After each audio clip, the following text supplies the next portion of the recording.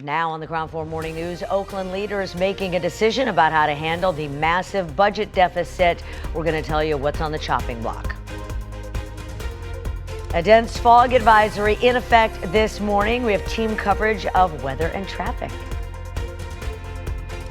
And it could cost you yet more to cross Bay Area bridges in the coming years. We are live with the details. Now, live from the Bay Area's local news station, this is KRON4 News at 6.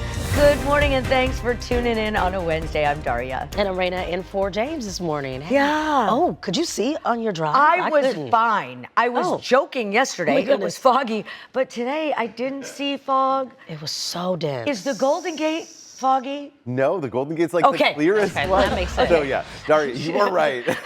We're not gaslighting you. You're 100% right, Daria. The Golden Gate Bridge is actually by far our clearest span this morning. In fact, San Francisco is one of our only areas that does not have a dense fog advisory. Most of the rest of the Bay is right there in the thick of it. Looking outside in San Francisco from Mount Tam, you can see the patchy kind of nature of this fog that we are seeing. Our dense fog advisories stretch down 280 and 101 on the peninsula to the South Bay, inland and East Bay shoreline, as well as across the North Bay too. So watch your visibility, especially in these areas. Skies otherwise are going to be clear today once that fog burns off and lifts, much as we saw yesterday. It is a little bit colder out there this morning, a lot of 30s to 40s on the map right now. Right now, SF's at 49 degrees, Santa Rosa and Fairfax at 37. Later on today, we will see the fog burning off, as I mentioned, already beginning to clear by 10 a.m. Michael? Hi, good morning, everyone. Taking a look right now at our roads, as we were talking about, that fog is very, very intense. We're already seeing some accidents. One that we're seeing is over on eastbound 4. This is over in the Martinez area, so it's west of Alhambra Avenue, so just keep that in mind. Should be cleared up fairly soon, but extremely, extremely foggy out there, and you can see that here on that Bay Bridge right now. You're looking at about a 15-minute commute over that. Metering lights, of course, are already on. Looking at the Richmond San Rafael Bridge, it's about a 10-minute commute there. A little bit clearer than the actual Bay Bridge, and of course that Golden Gate Bridge coming in at a 20-minute commute. Raina and Daria? All right, thanks a lot, Michael. 6:01 right now, and let's talk more traffic because the toll that you pay to cross the Bay Area bridges is going up. It's going to be $8 starting on January 1st. Yeah, but there's going to be a meeting this morning to talk about the increases. Even more over the next few years, it's going to go up. KRON4 will trend live at the San Mateo Bridge with the latest on that. I will. There are many people who are saying, are you kidding me? You haven't even started with the new toll increase. That begins in less than 2 weeks from now. And you're already talking about raising rates as much as $10.50 by the time this is all over in about 5 years from now. So what's going to happen is come January 1st, it'll go from $7 to $8. Voters actually approved that back in 2018. This is the third installment. It started in 2019, then 2022, and in less than 2 weeks from now. So $3 just in the span of 6 years. But what's going to happen is the MTC, they will have a meeting at 9:30 this morning in downtown San Francisco because they say they still need more money to the tune of possibly $2.50 more over the next several years. But instead of slapping all of us one-time fee of $2.50, they want to spread out the pain. Take a look at your screen. Here's how it breaks down. $8 at 7 Bay Area bridges, not the Golden Gate Bridge, which is privately owned. Anything other than that, we pay more in less than 2 weeks. But the MTC, they are looking to continue with the increases starting in 2026. 50 cents every year, all the way into 2030. Ends with $10.50 if you have fast track, $11.50 if you don't. Reason being, they say these bridges, in their words, are basically senior citizens and they need a lot of maintenance, and maintenance not cheap, and they are turning to the drivers. And one more factor that you need to consider, a lot of people carpool obviously to get that discount. Well, if this passes, carpooling will go from 2 people in the car to 3 people just to get that discount. Back to you. Okay, thanks a lot, Will. All right, we got another big story. We're following the Oakland City Council facing pretty dramatic budget cuts to close a massive budget deficit. They are trying to figure it out at 3:30 this afternoon. Actually, yesterday, it went late into the night. So it started yesterday in the afternoon. KRON4 Sarah Stinson is in Oakland with the latest. Emotional at times with people worried about their services being threatened. The City Council voted in favor of moving forward with the first phase of cuts. And I am not happy at all about what is going on here in Oakland. Miss Cecilia Cunningham attended the Oakland City Council meeting Tuesday night, distressed about potential budget cuts in police, fire, and senior services. It's too much crime here in Oakland. So we need to do all we can to keep all our resources and services available. The council has to close a $129 million budget deficit before July of next year. And at the meeting, they debated which cuts need to be made next. It's very stressful, especially as a council member of District 6, where we just had a 5-alarm fire that recently happened. The cuts include temporarily closing 2 fire stations at the beginning of January, in addition to one that's already closed.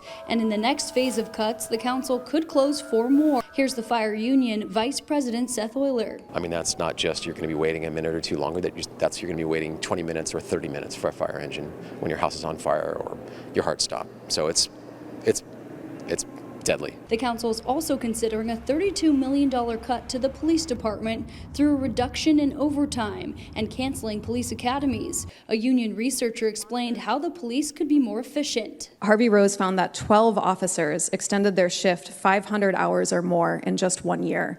6 of them extended their shift on 200 or more days. So you do the math, that means they probably extended their shift practically every day, if not every day. Just this handful of officers cost the city $2 million in overtime through shift extensions. Council members say in the coming weeks, they'll be working to redirect some voter-approved funds to help fill the gaps and maintain some services. But still, longtime residents worry what's still on the chopping block. I don't think that anybody should be coming here and you're 60 plus years old and you're begging for them to keep your services is just not right.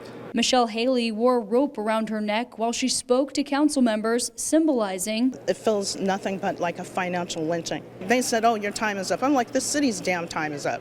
I've had enough.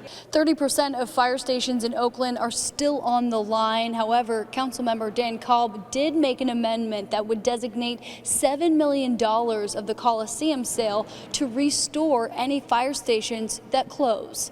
I'm Sarah Stinson reporting in Oakland. Back to you. Well, also at that meeting, you had Oakland City Council moving forward with an emergency tax measure. A sales tax could be on the special election ballot on April 15th. Council members say this could be a good option to figure out future budget struggles. Council members voted in favor of further discussing this during a meeting in January where public comment is going to be held. Then they can decide if they want to put it on the ballot or not. The Bureau of Prisons are going to be paying more than $100 million to more than 100 women who claim they were sexually abused at that FCI Dublin prison. Tuesday's settlement cover each of the women who filed an individual lawsuit against the prison. The plaintiffs are going to receive an average of $1 million each. The All Women's Prison permanently closed earlier this month after years of alleged staff on inmate abuse. Since 2021, at least 8 employees of the prison have been charged with abusing inmates. There's still subsequent lawsuits that have yet to be resolved. Time now, 6:08. Today, Prop 36, a measure that would broadly increase penalties for fentanyl dealers, theft, it goes into effect. So it actually was passed, and it will reclassify the crimes that are currently misdemeanors, felonies that we talked about. This undoes parts of Prop 47. It was approved a decade ago. That proposition loosened the penalties around various crimes. So we'll see things get tougher. Over the next 18 months, the mayor of San Jose wants to open 1,000 beds for unhoused people and sweep encampments as well at the same time along the rivers and the creeks. San Jose Mayor Matt Mahan plans to use money already reserved to create more shelter beds, hotels, and city-supervised tents. The mayor has been pressured by the Santa Clara Valley Water to clear the encampments. And yesterday, that work started where he met with unhoused people to try to lay out the best solution that he thinks works. Thus far, our biggest impediment to reducing encampments has been the lack of places for people to go. This is why the mayor is hoping to bridge the gap and have at least a few unhoused people have somewhere to go. 56 tents are going to be opening on the east side of San Jose in March, and the sweeps to remove them from the areas that they don't want them, that will continue right into the new year. Happening now, about a dozen unsheltered people, they've set up tents outside San Francisco City Hall. Participants are calling it a sweep-free sanctuary community.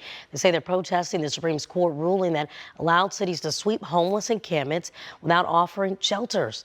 And Governor Gavin Newsom support of that ruling.